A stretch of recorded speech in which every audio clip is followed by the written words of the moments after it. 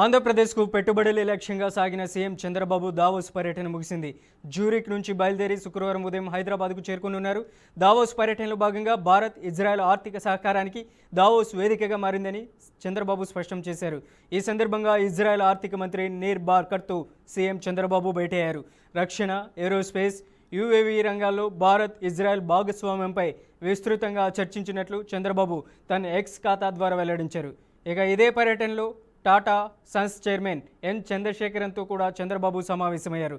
Davos పర్యటనలో ఇప్పటికే 2.5 లక్షల కోట్ల పెట్టుబడులు గ్రౌండ్ అయ్యాయని చంద్రశేఖరన్కు సీఎం చంద్రబాబు తెలిపారు.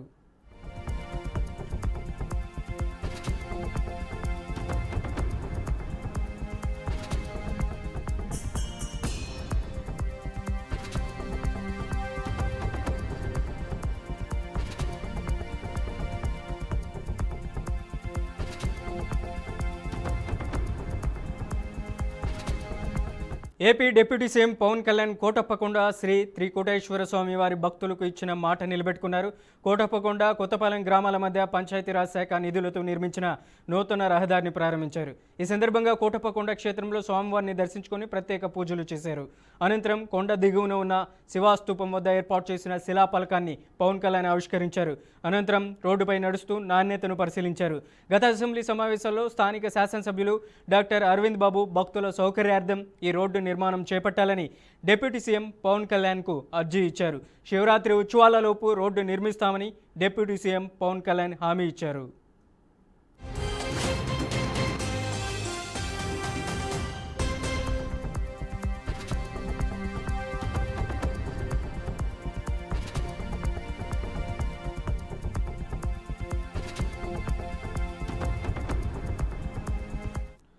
కోటప్పకొండ, కొత్తపాలెం మధ్య నిర్మించిన ఈ రోడ్డుతో శివరాత్రి ఉత్సవాలకు వచ్చే సుమారు 1.5 మంది భక్తుల ప్రయాణ కష్టాలు తీరనున్నాయి. కొత్తపాలెం గ్రామ పరిసరాల్లోని రైతులకు, గోనెపూడి పాఠశాలకు వెళ్లే విద్యార్థులకు ఇబ్బందులు తొలగనున్నాయి.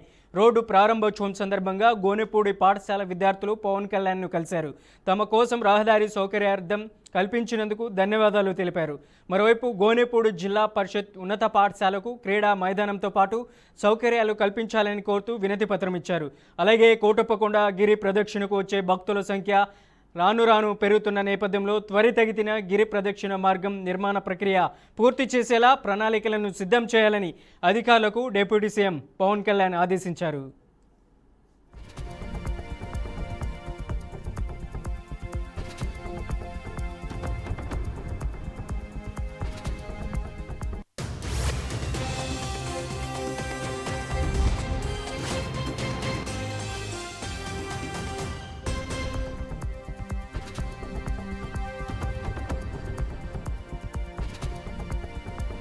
భూముల రీసర్వే విషయంలో సీఎం చంద్రబాబు క్రెడిట్ చోరీకి పాల్పడుతున్నారని వైసీపీ అధినేత వైఎస్ జగన్ తీవ్రస్థాయిలో మండిపడ్డారు.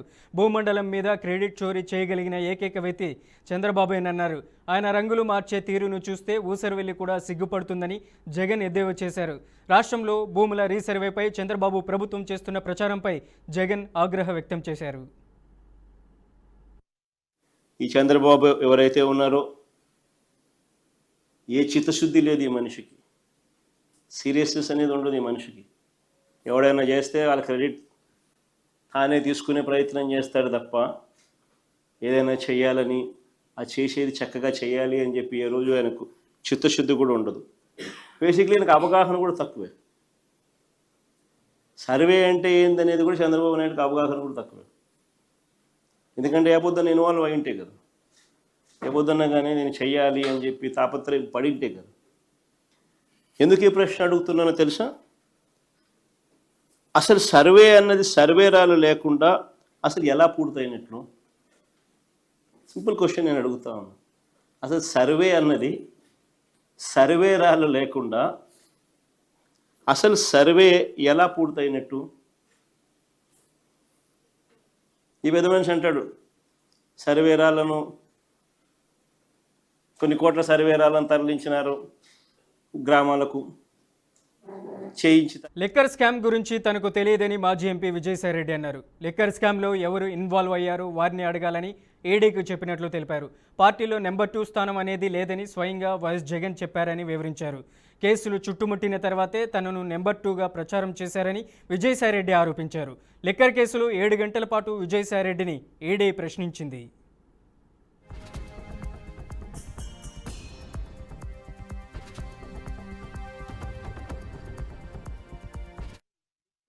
లిక్కర్ అనేటటువంటి విషయంలో ఎవరైతే ఇన్వాల్వ్ అయ్యారో వాళ్లే దానికి సరి అయిన సమాధానం ఇవ్వగలరు.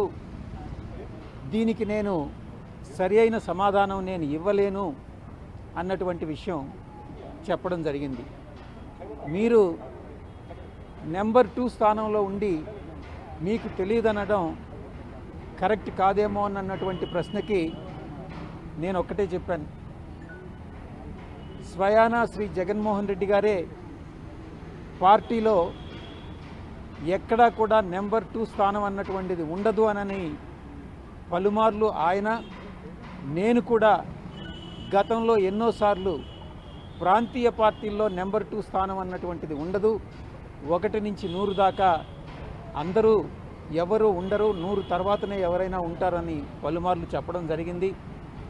కానీ ఈరోజు దానికి పూర్తి భిన్నంగా ఇప్పుడు ఉండేటటువంటి కోటరీ ఏదైతే ఉందో, అప్పుడు నేను పార్టీలో కొనసాగేటటువంటి సమయంలో కూడా ఈరోజు పార్టీ వదిలి వెళ్ళిపోయిన తర్వాత, కేసులు చుట్టుముట్టిన తర్వాత, ఈరోజు అటు మీడియా మిత్రులు కానీ ఇటు వైఎస్ఆర్సీపీలో ఉన్నటువంటి ఫోన్ ట్యాపింగ్ కేసులో సిట్ నోటీసులు ఇవ్వడంపై బీఆర్ఎస్ వర్కింగ్ ప్రెసిడెంట్ కేటీఆర్ స్పందించారు. సీఎం రేవంత్ రెడ్డి సిట్ అంటే సిట్, స్టాండ్ అంటే స్టాండ్ అన్నారు. సిట్ విచారణ సీరియల్లా మారిందని కేటీఆర్ విమర్శించారు. తాము ఏ తప్పు చేయలేదని, ఎవరికి భయపడేది లేదని కేటీఆర్ చెప్పారు. ఇక సిట్ విచారణకు ఖచ్చితంగా హాజరవుతానని, ఫోన్ ట్యాపింగ్ కేసులో సంబంధం లేని నేతలను ప్రశ్నించారని వర్కింగ్ ప్రెసిడెంట్ కేటీఆర్ ఆరోపించారు.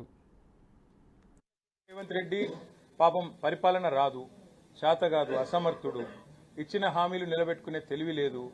420 హామీలు ఇచ్చి అడ్డగోలు అబద్దాలు చెప్పి అధికారంలోకి వచ్చారు.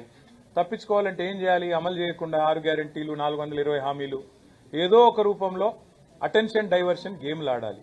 అందులో భాగంగా కొన్ని రోజులు కాళేశ్వరం కుంభకోణం అని కొన్ని రోజులు డ్రామా, తర్వాత ఫోన్ ట్యాపింగ్ అని కొన్ని రోజులు డ్రామా, అట్లాగే కొన్ని రోజులు గొర్రెల స్కామ్ అని డ్రామా, కొన్ని రోజులు ఫార్ములా ఈ అని కొన్ని రోజులు డ్రామా. ఈ 2 ఏళ్లు ఈ డ్రామాలు, క్రైమ్ కథా చిత్రాలు, హారర్ చిత్రాలు తప్ప రేవంత్ రెడ్డి గారి ప్రభుత్వం సాధించింది, ప్రజలకు ఇచ్చింది ఏమైనా ఉందా? CM Revanth Reddy diversion politics చేస్తున్నారని మాజీ మంత్రి హరీష్ రావు మండిపడ్డారు. ప్రభుత్వాన్ని ప్రశ్నించేందుకే తనకు తాను ఈరోజు కేటీఆర్కు సిట్ నోటీసులు ఇస్తున్నారంటూ ఫైర్ అయ్యారు. బొగ్గు కుంభకోణంపై సమాధానం చెప్పే దమ్ము ఈ ప్రభుత్వానికి లేదన్నారు. అందుకే ప్రజల దృష్టిని మరల్చేందుకు నోటీసుల పేరుతో డ్రామాలాడుతుందని చెప్పారు. ఎన్ని నోటీసులు ఇచ్చినా 6 గ్యారెంటీలు, 420 హామీలు అమలు చేసేదాకా నీ వెంట పడుతూనే ఉంటామని మాజీ మంత్రి హరీష్ రావు హెచ్చరించారు. ఇంకా ఇయాల్లో రేపు కేటీఆర్ ఇస్తాడు. గంతే కదా నువ్వు ఇచ్చేది, వచ్చిందా? గంతే చేస్తాడు. ఎందుకంటే కేటీఆర్ గారు ఒకవైపు గట్టిగా నిలదీస్తుండు, ఇంకొక వైపు నేను అడుగుతా ఉన్నా, సమాధానాలు లేవు. నీ బొగ్గు కుంభకోణంలో నీ బామ్మతికే నువ్వు సాయం చేసినావు, నీ సంగతి ఏంటంటే దాని మీద సమాధానం లేదు. సిట్ నోటీసులు పంపుతుండే ఇక ప్రేమలేఖలు. భయపడతాం అనుకుంటున్నావా? నువ్వు ఎన్ని నోటీసులు ఇచ్చినా బిడ్డ నిన్ను ప్రశ్నిస్తూనే ఉంటాం. మహాలక్ష్మి ఇచ్చేదాకా అడుగుతాం, రైతు రుణమాఫీ అడిగేదాకా అడుగుతాం, అతలకు 4000 ఇచ్చేదాకా అడుగుతాం, నువ్వు తులం బంగారం ఇచ్చేదాకా అడుగుతూనే ఉంటాం. పిల్లలకు ఎస్సీ, ఎస్టీ, బీసీలకు ఫీజు రియంబర్స్మెంట్ డబ్బులు ఇచ్చేదాకా రేవంత్ రెడ్డి వెంట పడుతూనే ఉంటాం. నువ్వు ఎన్ని నోటీసులు ఇచ్చినా, నువ్వు ఎన్ని అటెన్షన్ డైవర్షన్లు చేసినా నీ వెంటనే పడతాం. ఏందన్నట్టు మనం మున్సిపల్ ఎన్నికల్లో పనిచేసుకోవద్దు, ఇక ఈ సిట్ నోటీసులు ఇచ్చి దారి చుట్టే తిరగాలి. నీ బామ్మర్ది బీఆర్ఎస్ కాంగ్రెస్ పార్టీలపై కేంద్ర మంత్రి కిషన్ రెడ్డి విమర్శలు గుప్పించారు. సుమారు 12 ప్రైవేట్ కంపెనీలతో సింగరేణిలో పని చేయించుకుంటున్నారని చెప్పారు. ఎవరు ఎక్కడ పని చేస్తున్నారు, గతంలో బీఆర్ఎస్ ఇప్పుడు కాంగ్రెస్ కేంద్రానికి చెప్పలేదన్నారు. సమావేశాలలో ఏదైనా అబ్జెక్షన్ రైజ్ చేస్తే మెజార్టీ వాళ్ళ సైడ్ ఉన్నందున వల్లే నిర్ణయాలు తీసుకుంటున్నారని చెప్పారు. రూల్స్కి వ్యతిరేకంగా పలువురితో పనులు చేపించుకుంటున్నారని కిషన్ రెడ్డి మండిపడ్డారు. ఇన్ఛార్జ్ సీఎండీలతోనే కాలం గడుపుతున్నారని ఆగ్రహం వ్యక్తం చేశారు. ఇచ్చారో లేదో తెలుసుకోవాల్సినటువంటి అవసరం. కానీ ఏ రోజు కూడా కేంద్ర ప్రభుత్వానికి ఎవరు ఎక్కడ పనిచేస్తున్నారో ఏ రోజు కూడా చెప్పారు. మాకు సంబంధించినటువంటి 2 డైరెక్టర్లు బోర్డు మీటింగ్ అయినప్పుడు కూడా మేము మా డిసెంట్ నోట్ ఇచ్చేసేవాళ్ళం. ఏదైనా అబ్జెక్షన్ రేజ్ చేస్తే మెజార్టీ వాళ్ళది ఉంటుంది కాబట్టి 7-10 ఇద్దరే కాబట్టి బుల్డోజ్ చేస్తూ నిర్ణయాలు తీసుకుంటారు. అది కూడా మాకేం చెప్ప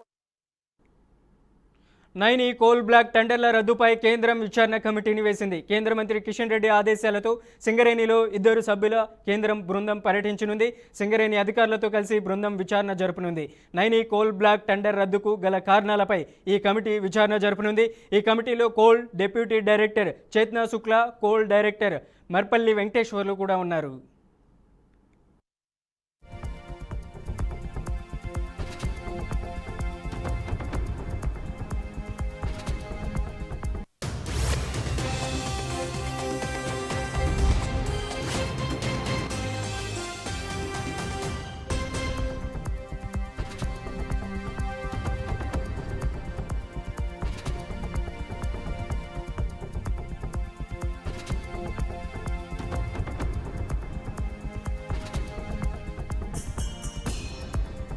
వరుస వివాదాల నేపథ్యంలో నైని కోల్ మైన్ టెండర్ ప్రక్రియ రద్దయింది. ఒడిశాలోని సింగరేణి సంస్థకు చెందిన బొగ్గు గని తవ్వకాలకు సంబంధించిన టెండర్ నోటిఫికేషన్ను రద్దు చేయాలని నిర్ణయించినట్లు డిప్యూటీ సీఎం బట్టి విక్రమార్క వెల్లడించారు. టెండర్ల దాఖలకు విధించిన అర్హత నిబంధనలపై ఆరోపణలు రావడంతో ఈ నిర్ణయం తీసుకున్నట్లు ఆయన తెలిపారు.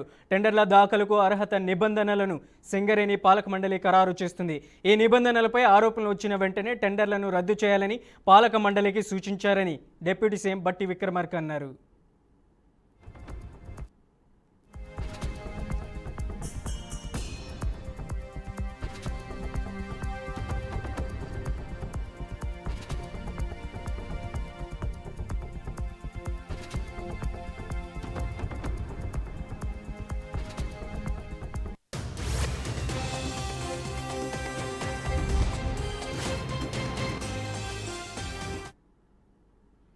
దావోస్ పర్యటనలో తెలంగాణ సీఎం రేవంత్ రెడ్డిని ఏపీ విద్యా ఐటీలో చేపట్టిన సంస్కరణలు, ఐటీ ప్రగతి గురించి మంత్రి లోకేష్ వివరించారు. తెలంగాణలో కొనసాగుతున్న అభివృద్ధి సంక్షేమ పథకాల గురించి సీఎం రేవంత్ రెడ్డి తెలియజేశారు.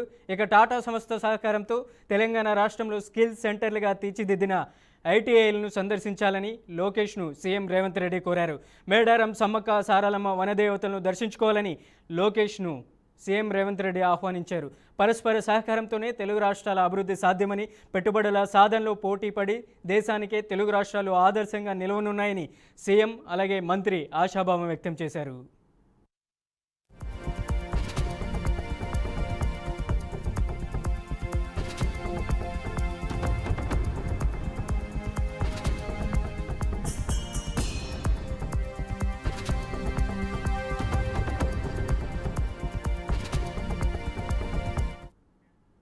ముడిపెట్టడమే, మాట్లాడడమే బొచ్చాకు తెలుసంటూ మంత్రి కొండపల్లి శ్రీనివాస్ అన్నారు. ఇక అసలు ఆయనకు మాట్లాడే అర్హత లేదని మండిపడ్డారు. ఉపాధి హామీ పథకంలో వేలి ముద్రలు వేసి డబ్బులు దోచుకుంటున్నారని చెప్పడం హాస్యాస్పదంగా ఉందన్నారు. మీ హయాంలో జరిగినవి ఇప్పుడు చెబితే ఎలా అంటూ మంత్రి కొండపల్లి శ్రీనివాస్ ప్రశ్నించారు.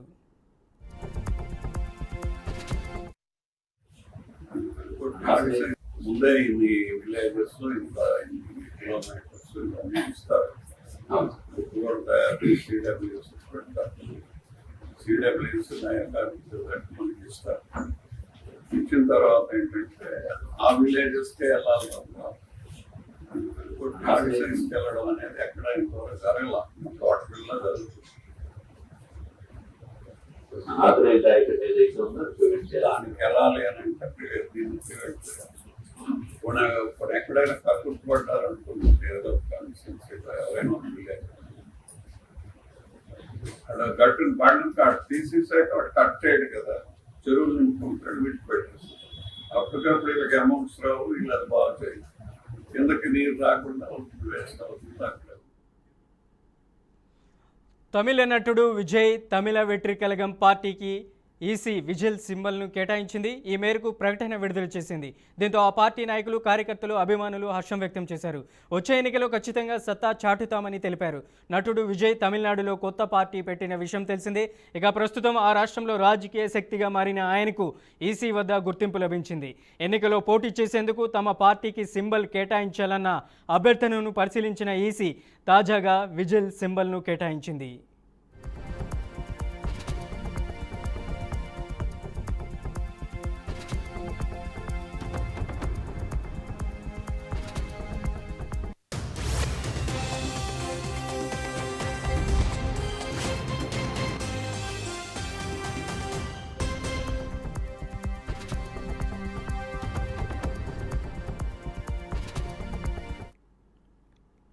భారీ మంచు కారణంగా ఆర్మీ వాహనం అదుపు తప్పి లోయలో పడిపోవడంతో 10 మంది జవాన్లు ప్రాణాలు కోల్పోయారు.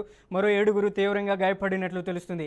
ఈ ఘటన జమ్మూ కాశ్మీర్లోని గుల్మార్గ్ సెక్టార్ సమీపంలో ఉన్న బాటుపత్రి అనే మంచు పర్వత ప్రాంతంలో చోటు చేసుకుంది.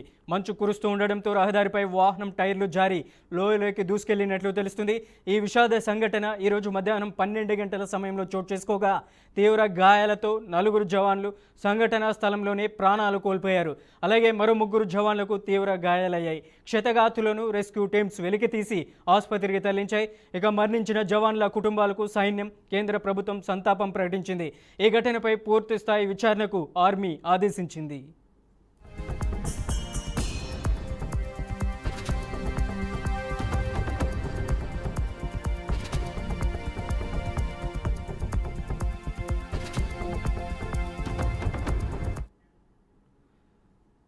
జార్ఖండ్ రాష్ట్రం పశ్చిమ సింగ్భూమ్ జిల్లాలోని సారండా అటవీ ప్రాంతంలో భారీ ఎన్కౌంటర్ చోటు చేసుకుంది. ఇవాళ తెల్లవారుజాము నుంచి భద్రతా బలగాలకు మావోయిస్టులకు మధ్య భీకర ఎదురుకాల్పులు కొనసాగుతున్నాయి. ఈ ఎన్కౌంటర్లో 15 మంది మావోయిస్టులు మృతి చెందినట్లు సమాచారం అందుతుంది. ఇక మృతుల్లో మావోయిస్టు పార్టీ సెంట్రల్ కమిటీ సభ్యుడు పతిరామ్ మాంఝీ కూడా ఉన్నట్లుగా నేషనల్ మీడియాలో వార్తలు వస్తున్నాయి. ఆయనపై ఏకంగా 5 కోట్ల రివార్డు ఉందని భద్రతా బలగాలు వెల్లడించాయి. ఇక ఎన్కౌంటర్ జరిగిన ప్రాంతానికి చేరుకున్న పోలీసులు భారీగా ఆయుధాలు, విప్లవ సాహిత్యంతో పాటు పేలుడు పదార్థాలను స్వాధీనం చేసుకున్నారు. జార్ఖండ్ పోలీసులు, సిఆర్పిఎఫ్, కోబ్రా, 209 బెటాలియన్ దళాలు సంయుక్తంగా ఈ కుంబింగ్ ఆపరేషన్ నిర్వహించాయి.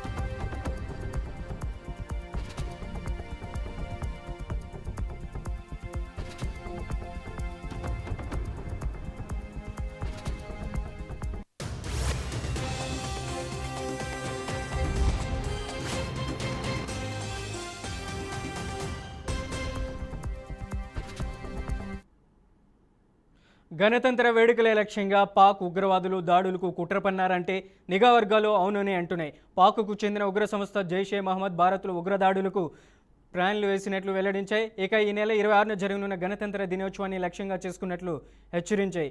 పాక్ నిఘా సంస్థ ఐఎస్ఐ జైషే ఉగ్రవాదులకు సహకరిస్తున్నట్లు నిఘా వర్గాలు స్పష్టం చేశాయి. ఢిల్లీ సహా దేశంలోని పలు ప్రాంతాల్లో ఈ నెల 26న పెద్ద ఎత్తున దాడులకు పాల్పడేందుకు 2626 అనే కోడ్ నేమ్ను పెట్టుకున్నట్లు నిఘా వర్గాలు తెలిపాయి.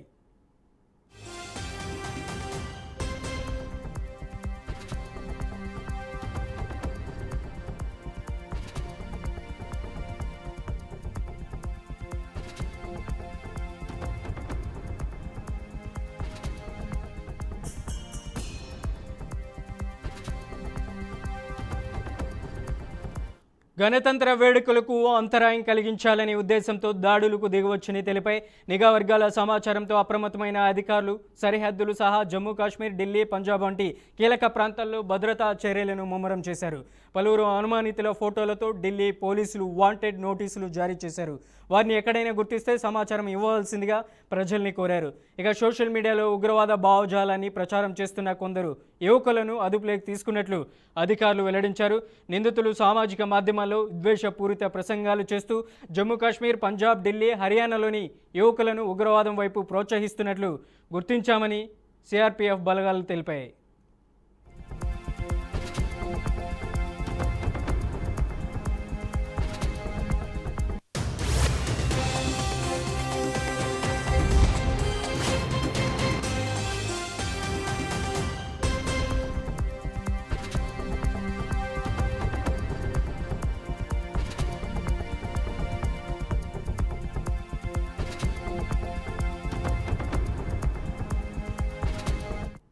ఇక దేశవ్యాప్తంగా ఈ నెల 26న పేలుళ్లతో విధ్వంసం సృష్టించడానికి ఉగ్రవాదులు కుట్ర పన్నారన్న సమాచారంతో కేంద్ర నిఘా బృందాలు రాష్ట్రాలను అప్రమత్తం చేశాయి.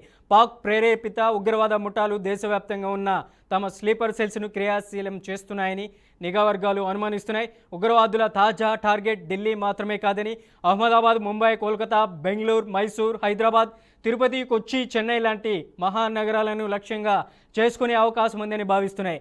స్లీపర్ సెల్స్ ఈసారి భారీ స్థాయిలో ఆత్మాహుతి దాడులకు పాల్పడే అవకాశం ఉందని అనుమానిస్తున్నాయి.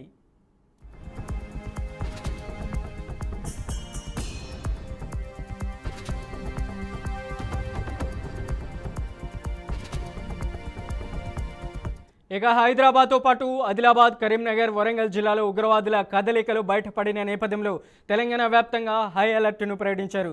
విమానాశ్రయాలు, బస్టాండ్లు, రైల్వే స్టేషన్లు, ప్రజలు అత్యధికంగా సంచరించే మార్కెట్లు, మాల్స్ను ఉగ్రవాదులు టార్గెట్ చేసే అవకాశం ఉన్న నేపథ్యంలో రాష్ట్ర వ్యాప్తంగా పోలీసులు అప్రమత్తమయ్యారు. ఉగ్రవాద లింకులున్న అనుమానితులపై నిఘా పెట్టారు. ఇక తెలంగాణకు చెందిన కౌంటర్ ఇంటెలిజెన్స్ విభాగం అధికారులు ఉగ్రవాద అనుమానితుల సమాచారాన్ని జిల్లా పోలీసులకు పంపించి అప్రమత్తం చేస్తున్నారు.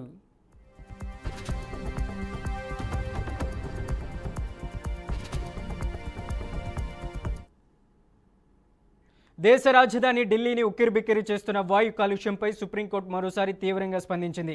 కాలుష్య కోరలో చిక్కుకున్న ఢిల్లీకి ఊపిరిపోయడానికి తక్షణమే చర్యలు చేపట్టాలని ఆదేశించింది. ఇందులో భాగంగా కేంద్ర ప్రభుత్వంతో పాటు ఢిల్లీ ప్రభుత్వానికి స్పష్టమైన గడువు విధించింది.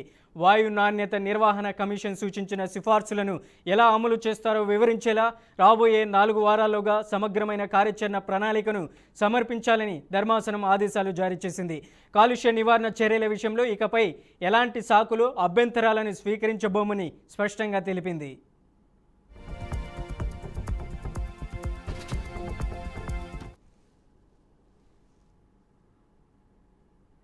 భారత ప్రధాన న్యాయమూర్తి జస్టిస్ సూర్యకాంత్, జస్టిస్ జై మాల్యా, అలాగే జస్టిస్ విపుల్ పంచోలీలతో కూడిన 3 సభ్యుల ధర్మాసనం బుధవారం ఈ కేసుపై విచారణ చేపట్టింది. ఢిల్లీ ఎన్సీఆర్ పరిధిలో గాలి నాణ్యత రోజురోజుకు దిగజారుతున్న అంశంపై ధర్మాసనం తీవ్ర ఆందోళన వ్యక్తం చేసింది. దీనిని అరికట్టడానికి దీర్ఘకాలిక చర్యలు అత్యవసరమని స్పష్టం చేసింది.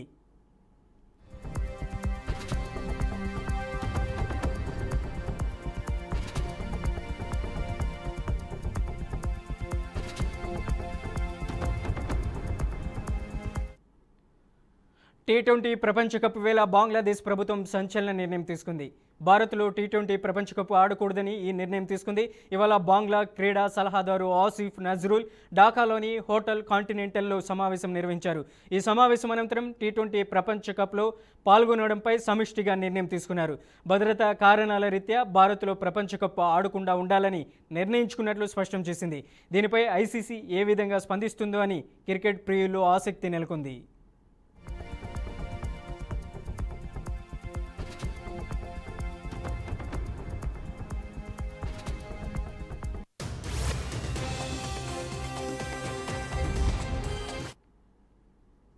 వెనుజులా మాజీ అధ్యక్షుడు నికోలస్ మదురోను అదుపులోకి తీసుకునే ఆపరేషన్ సందర్భంగా ఓ ప్రత్యేక రహస్య ఆయుధాన్ని వినియోగించినట్లు వచ్చిన కథనాలపై అమెరికా అధ్యక్షుడు డొనాల్డ్ ట్రంప్ స్పందించారు. తమ వద్ద ప్రపంచంలో మరే దేశం దగ్గర లేని అత్యాధునిక ఆయుధాలు ఉన్నాయని ట్రంప్ స్పష్టం చేశారు. అయితే వాటి గురించి బహిరంగంగా ఎక్కువగా మాట్లాడకపోవడమే మంచిదని ట్రంప్ వ్యాఖ్యానించారు. ఆ ఆయుధాలు అత్యంత శక్తివంతమైనవని, వాటి సామర్థ్యాల గురించి చాలామందికి తెలియదని ట్రంప్ అన్నారు. ఇక ఈ వ్యాఖ్యలతో అంతర్జాతీయంగా చర్చ మొదలైంది. ఇదే సమయంలో మదురో అరెస్ట్ ఆపరేషన్లో సోనిక్ వెపన్ను ప్రయోగించారన్న వార్తలు వెలువడ్డాయి. అయితే ఈ అంశంపై అమెరికా ప్రభుత్వం నుంచి ఇప్పటి వరకు స్పష్టమైన అధికారిక ప్రకటన వెలువడలేదు.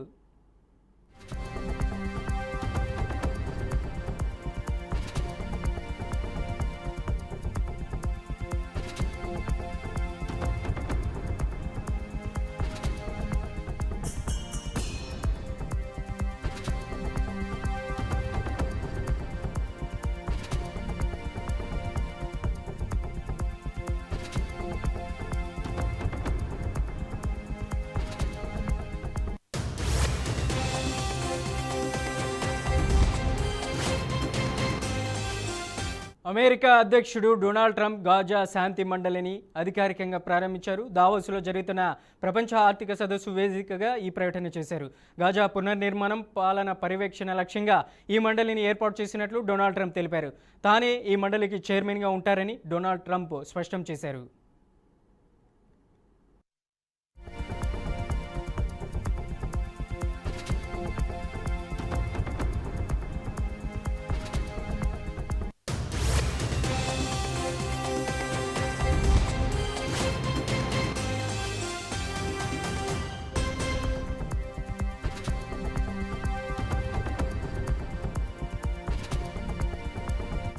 ఇక ఈ మండలిలో భాగస్వామ్యం కావాలని ప్రపంచ దేశాలను డొనాల్డ్ ట్రంప్ ఆహ్వానించారు. ఇప్పటికే 50 మందికి పైగా దేశాధినేతలకు ఆహ్వానాలు పంపగా ఇందులో భారత్ ప్రధాని నరేంద్ర మోదీ, అలాగే రష్యా అధ్యక్షుడు వ్లాదిమిర్ పుతిన్, చైనా అధ్యక్షుడు షీ జిన్పింగ్ ఉన్నారు. ఐరాస స్థానంలోని ఈ మండలిని ట్రంప్ తీసుకొస్తున్నారనే చర్చ నడుస్తుంది. ఐక్యరాజ్య సమితి మరింత సమర్థంగా పనిచేసి ఉంటే ఈ మండలి అవసరం ఉండేది కాదని డొనాల్డ్ ట్రంప్ వ్యాఖ్యానించారు. ఇక శాశ్వత సభ్యత్వానికి $1 బిలియన్ చెల్లించాల్సి ఉంటుందని డొనాల్డ్ ట్రంప్ వెల్లడించారు.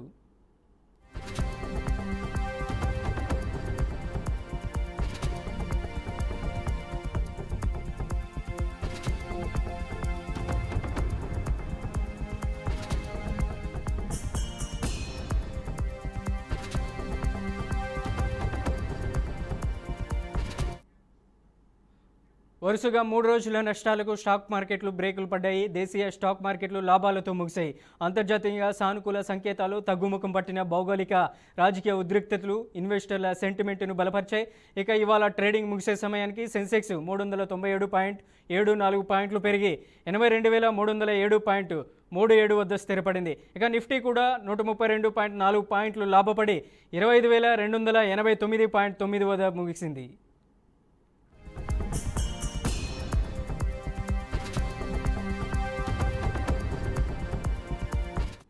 యూరోపియన్ యూనియన్ దేశాలపై ఫిబ్రవరి 1న టారిఫ్లు విధించబోమని అమెరికా అధ్యక్షుడు డొనాల్డ్ ట్రంప్ ప్రకటించడం మార్కెట్లకు కలిసొచ్చింది.